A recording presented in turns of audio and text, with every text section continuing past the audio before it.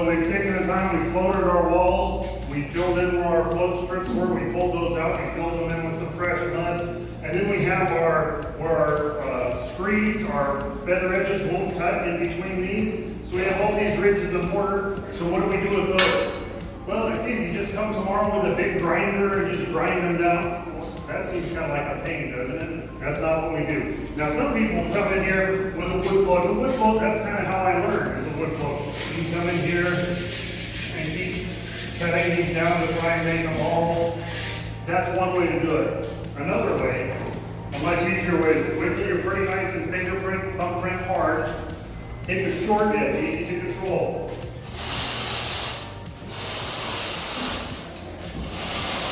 So we're running the edge this way, which is going to give us some different lines this way. So if we straight this way, we're knocking down any high point. So even up at the ceiling, maybe we can get it close.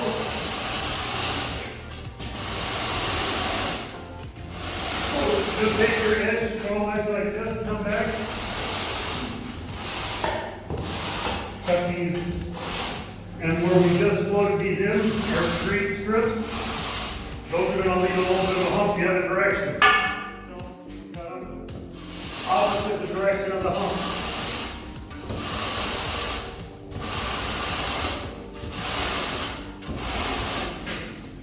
So, when you have these ridges in between, let your mud firm up, don't try to mess with it too soon.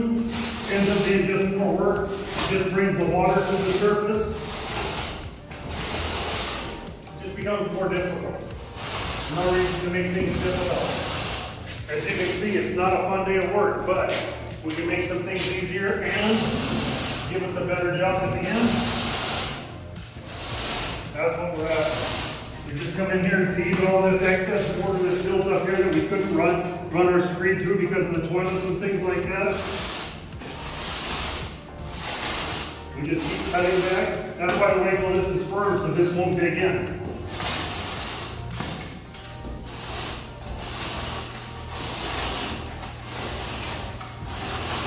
That way when we're done, we come in here, get them all nice and flat.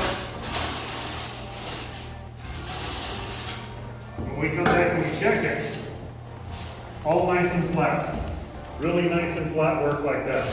But that's how you get it that way. So come back, once you knock it down like that, then this is a good time for your wood float. Come in here, just try to smooth this down, because this will roughen it up a little bit. Just like that.